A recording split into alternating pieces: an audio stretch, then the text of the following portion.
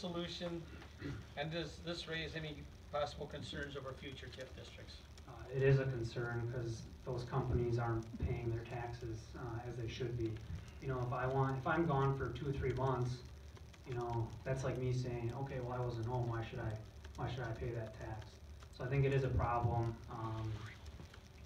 You know, obviously the Walgreens thing was an issue, but I just don't think we should be, I'm not in favor of the dark store theory at all.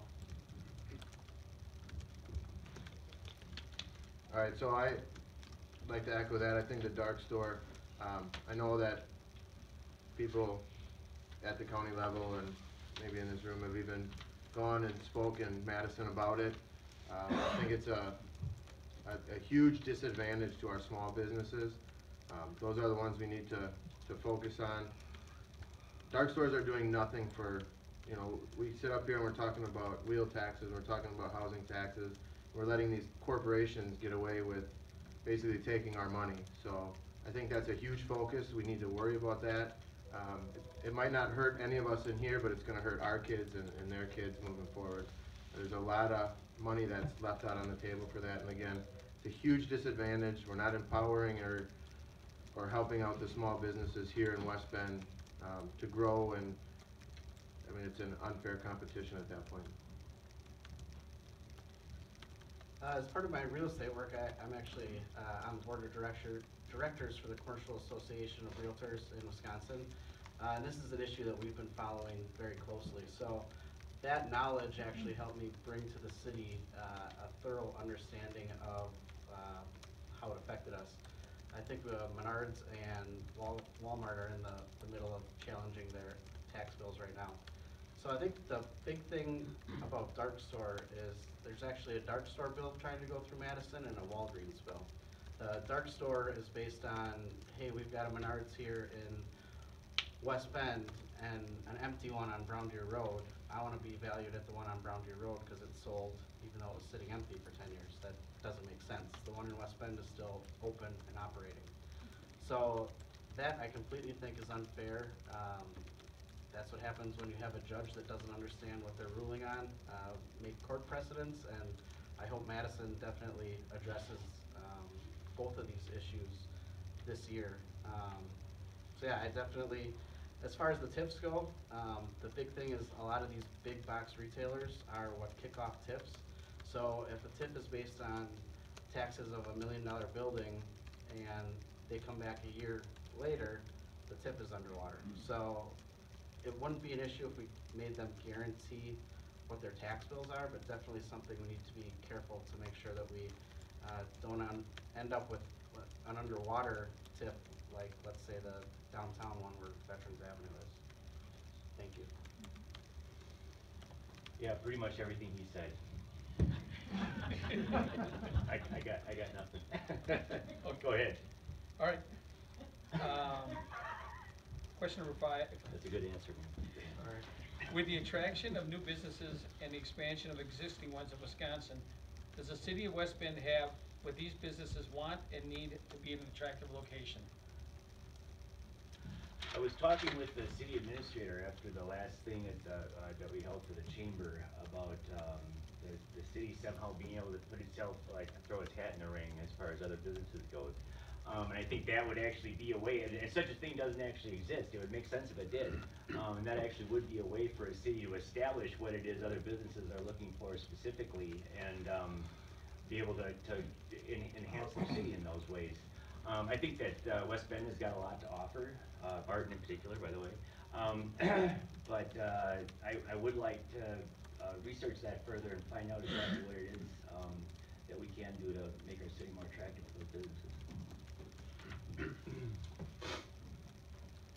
So yes, I think we are an attraction.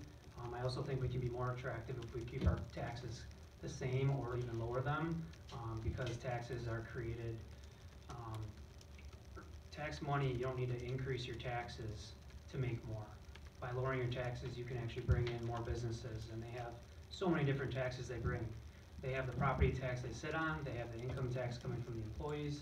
Those employees are usually living in your district, and they're paying property tax on their homes, and they're also paying sales tax for stuff they're buying in their community. We also have the luxury of being an attraction because we're a larger city, but with that small town feel, and I feel like that's also a nice attraction we have. I'd like to echo the big enough city, but we do have that small town. I think it's important that we don't lose that. I think we have a lot of attractive options here in West Bend. You know, it's hard to see. You know, I left for 8 years for the military. I came back, and just businesses that had built into these strip malls, and then they sit empty. You know, where Charcoal Grill is, there's a strip mall there that's had a lot of in and out, and even in our district, there's a lot of businesses that have moved in and out. So I think we do need to focus on, again, engaging the small businesses that we have here, encouraging people to, you know, take their businesses from wherever they are, bring them here, and the ones that are here, we need to encourage them to grow. You know, we spoke about it last time, Delta Defense, they have an amazing building that sits on the hill now. Healing Elements is moving across the street into a brand new building and expanding. I think this is what we need to do. It doesn't matter if we're at this table or in those chairs. I think we need to just empower the companies we have, you know, assist them, support them, and just move forward that way. Can you repeat that just to make sure I get both parts of it? Sure. Sorry. With the attraction of new businesses and expansion of existing ones in Wisconsin, does the city of West Bend have what these businesses want and need to be an attractive location? I think yes, it's definitely an attractive location. One thing that we don't have is new industrial land for larger users. The South Industrial Park was basically 10 to 20,000 feet. There's newer parks like Wingate and the Corporate Center that are 40, 50, 60, and we don't really have the next step or land available for them to get to that next step in West Bend. We have a ton of amenities. People love to be here and live here, but unfortunately it's become a bedroom community. So I think one thing we need is definitely figure out how these businesses can grow to the next step and not leave because we don't have any place for them to go.